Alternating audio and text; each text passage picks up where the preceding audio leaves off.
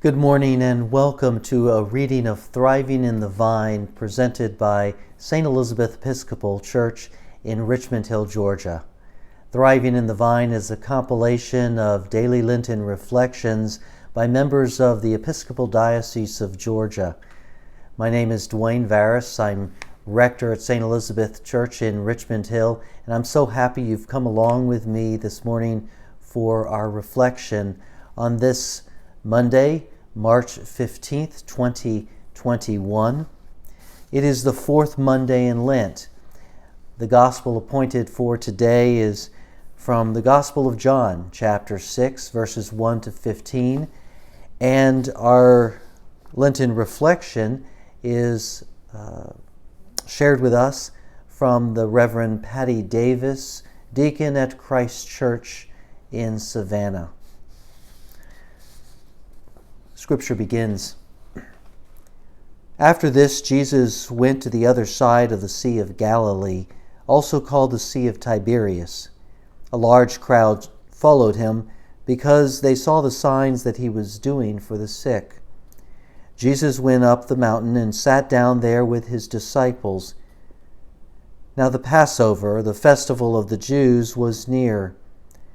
When he looked up and saw a large crowd coming towards him, Jesus said to Philip, 'Where are we to buy bread for all these people to eat?' He said this to test him, for he himself knew what he was going to do. Philip answered him, 6 months' wages would not be enough bread for each of them to get a little. One of his disciples, Andrew, Simon Peter's brother, said to him, 'There is a boy here who has 5 barley loaves and 2 fish, but what are they among so many people?' Jesus said, 'Make the people sit down.' Now there was a lot of grass in the place, so they sat down, about 5,000 in all.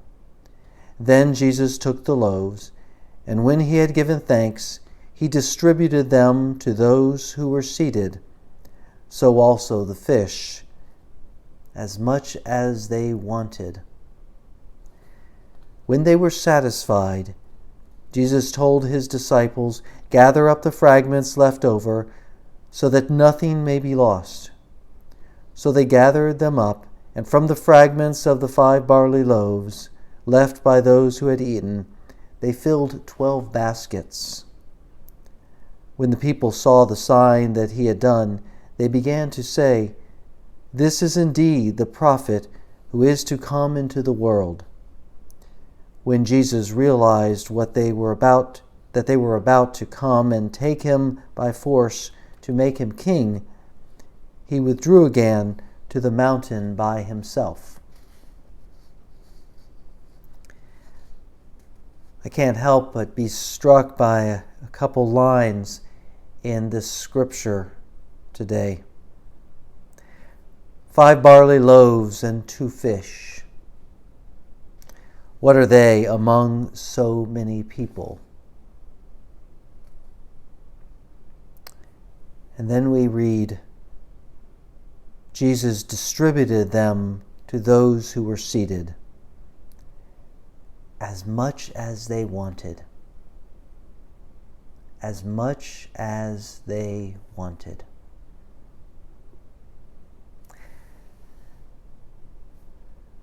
The key for us is to discern what it is we truly want. It is important we do our part in this relationship with God. And such a discernment regarding our deepest desires is our part.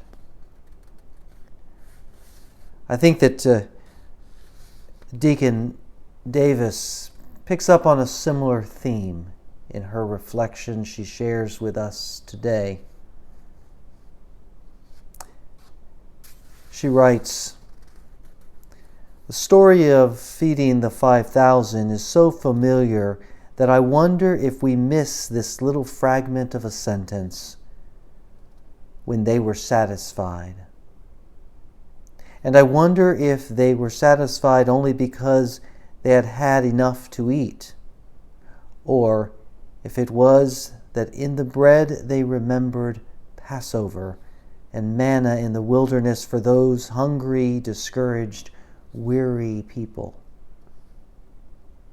People hungry as we are today are seldom satisfied. We have our ideas about what we need to feel satisfied. Time and touch with those we love, freedom to go through our days without fear of illness, church together, some peace in our conflict-weary country, something that looks like normalcy, please. And Jesus, who hears our complaining, bids us sit down with him. Sit down and be satisfied with what is ever before us.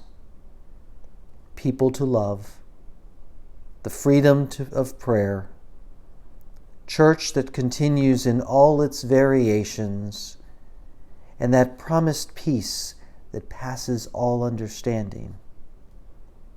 All those things are food for our weary souls, passed out by the one who loves us through it all. Perhaps we are called to redefine satisfied for our time.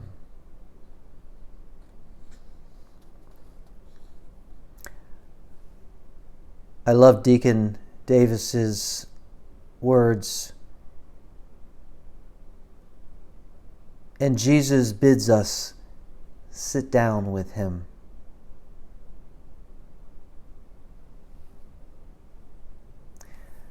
I'm so happy you've joined me this morning for this Lenten reflection. I hope we can gather again, whether that's online at our YouTube channel or in person at St. Elizabeth's on our campus and in our church.